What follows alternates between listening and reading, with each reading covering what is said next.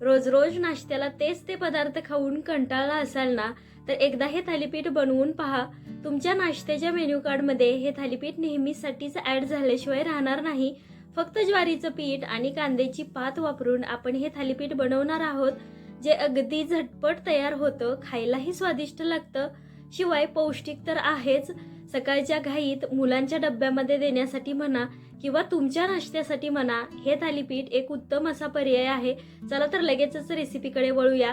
तर हे थालीपीठ बनवण्यासाठी आधी आपल्याला एक वाटण करून घ्यावं लागेल. त्यासाठी 4-5 मिरच्या, थोडी कोथिंबीर, लसणाच्या पाकळ्या आणि जिरे घेतलेत.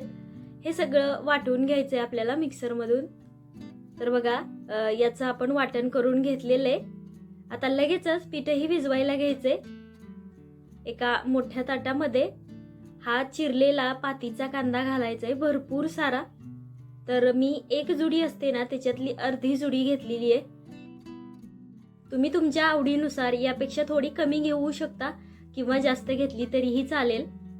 तर बघा, यामध्ये चिरताना एखादी दुसरी अशी लांब पात राहिलेली असेल तर ती हाताने तोडून आताच बारीक करूया आणि मग पीठ भिजवायला घेऊया. आता या कांद्याच्या पातीमध्ये आपल्याला 1 वाटी ज्वारीचं पीठ घालायचंय, जे मी आधी स्वच्छ चाळून ठेवलेलं होतं.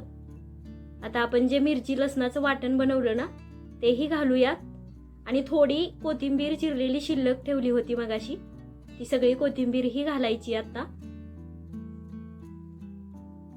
या थालीपीठांना खमंग अशी चव यावी म्हणून तीळ घातलेत 1 मोठा चमचा, हळद घालायची छोटा अर्धा चमचा, चवीप्रमाणे मीठ घालायचं आणि हे आपल्याला मळून घ्यायचे. आधी कोरड्या हातानेच हे थोडं मिक्स करून घ्यायचं आणि त्यानंतर मग अंदाजाने थोडं थोडं पाणी घालत हे आपण मळून घेऊयात. आपण तीळ घालताना थोडेसे तीळ शिल्लक ठेवले होते, ते आपण वरूनही लावणार आहे.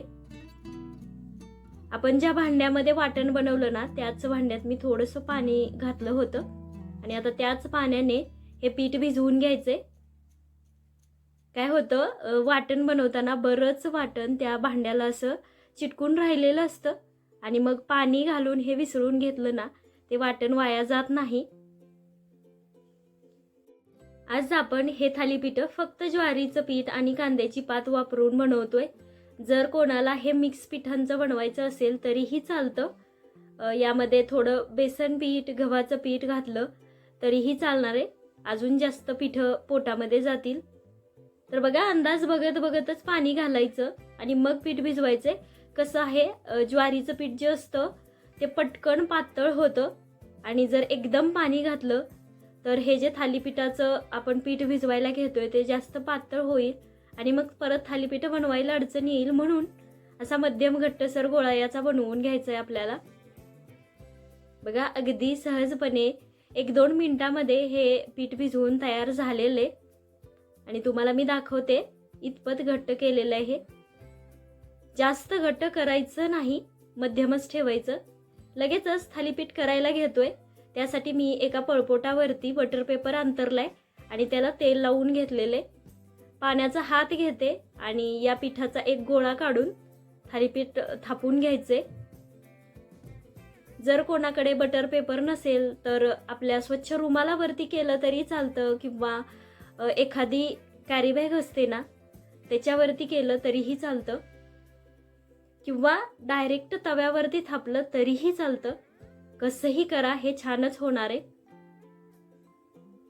अधूनमधून पाण्याचा हात घेत घेत याला थापून घ्यायचे, म्हणजे आपल्या हाताला ते अजिबात चिटकणार नाही. शेवटपर्यंत जर आहे असं थालीपीठ थापायचं म्हणलं का त्याचं जे पीठ असतं ना, ते आपल्या हाताला चिटकतं. म्हणूनच थालीपीठ थापताना आपण अधूनमधून पाण्याचा हात घेत असतो. आता मी मध्यम आकाराचं हे थापून घेतले. वरून तीळही लावूयात. भरपूर सारे तीळ मी लावून घेणार आहे. यामुळे आपल्या थालीपीठाला स्वादही खमंग असा येतो आणि ती दिसायलाही खूप भन्नाट दिसतात. तीळ लावून झाल्यानंतरही थोडंसं असं थापून घेतलं, जेणेकरून ते निघणार नाहीत. इकडे तवा मी आधीच गरम करून घेतलेला आहे. आता त्याला असं तेल लावून घ्यायचंय थोडंसं. ब्रशनेच लावते कारण आज ते कमीत कमी तेलामध्ये आपण बनवणार आहोत. थालीपीठ तव्यावरती घालायचं आणि त्यानंतर याला अशी एक 3-4 छिद्र करून घ्यायची. पाण्यामध्ये बोट घालून मगच छिद्र करायची, नाहीतर चटका बसतो, कारण आपला तवा इथे खूप गरम आहे. आणि लक्षात ठेवा, थालीपीठ तव्यावरती घालायच्या आधी तवा व्यवस्थित गरम करूनच घ्यायचा आणि मग तेल लावून त्याच्यावरती थालीपीठ सोडायचं, म्हणजे ते व्यवस्थितरित्या भाजलं जाईल. एखादा मिनिट शेकलं गेलं, वरून थोडंसं कोरडं झालं का या छिद्रांमध्ये तेल सोडायचं आणि वरच्या बाजूनीही थोडंसं असं तेल लावून घ्यायचं उलथण्याच्या साह्याने, म्हणजे ते कोरडं पडणार नाही आणि त्याला असे छोटे छोटे क्रॅक्स जाणार नाहीत. साधारण एक 2-3 मिनिट खालच्या बाजूने भाजू दिल्यानंतर मी हे पलटून घेतलेले. आता या बाजूनेही याला व्यवस्थित असं शेकून घ्यायचे. वरूनही थोडं तेल लावूयात, म्हणजे अगदी कमी लावते बरं का मी. इथे कोणाला जर तूप वापरायचं असेल तरीही चालेल, त्यामुळेही खूप छान लागतात थालीपीठं. ते थालीपीठ भाजेपर्यंत आपण दुसरंही थापून घेऊयात. असं केलं ना कसं आपला वेळही वाचतो आणि त्या तुलनेने थालीपीठ भाजायला थोडा वेळ लागतो, त्यामुळे एकच भाजत बसण्यापेक्षा एक भाजत भाजत दुसरा आपण थापून घेऊ शकतो, म्हणजे आपला वेळही वाचतो आणि फटाफट आपला हा नाश्ता तयार होतो. अगदी पहिलं जे केलं त्याच प्रकारे पाण्याचा हात घेत घेत मी हे थापून घेते. अशी मध्यम आकाराची थालीपीठ केली ना, एक थालीपीठ खाल्लं ना दह्यासोबत तरी पोटभर नाश्ता केल्यासारखं होतं. बघा, यालाही वरून आपण तीळ लावून घेतलेत. हे थापत असताना आपलं जे तव्यावरती थालीपीठ शेकतंय ना त्याकडेही लक्ष ठेवायचं, नाहीतर मग ते करपू शकतं. दोन्ही बाजूनी आलट पलट करत हे बऱ्यापैकी भाजून झालेलं आहे.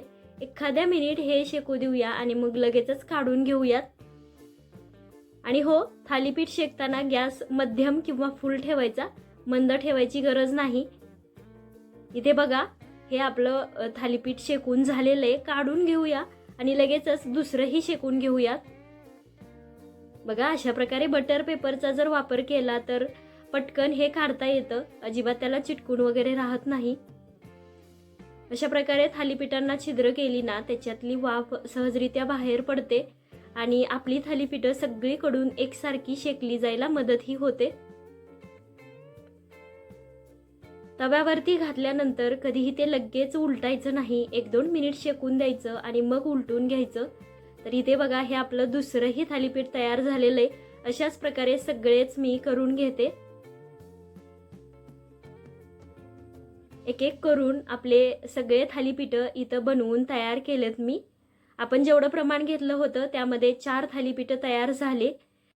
आपण यामध्ये कांद्याच्या पातीसोबतच त्याच्या समोरचे जे छोटे छोटे कांदे असतात तेही चिरून घातलेले होते, त्यामुळे या थालीपीठांना एक भन्नाट अशी चव येते आणि तिळामुळे याचा स्वाद दुपटीने वाढतो. दह्यासोबत खा, लोणच्यासोबत खा, उत्तम लागतात. दोन्हीही नसेल, लोण्यासोबत खाल्ली तरीही खूप चविष्ट लागतात. तुम्हीही करून बघा. व्हिडिओ आवडला असेल तर लाईक शेअर करा आणि अशाच घरगुती साध्या सोप्या रेसिपीसाठी चॅनलला सबस्क्राईब करून घ्या. धन्यवाद.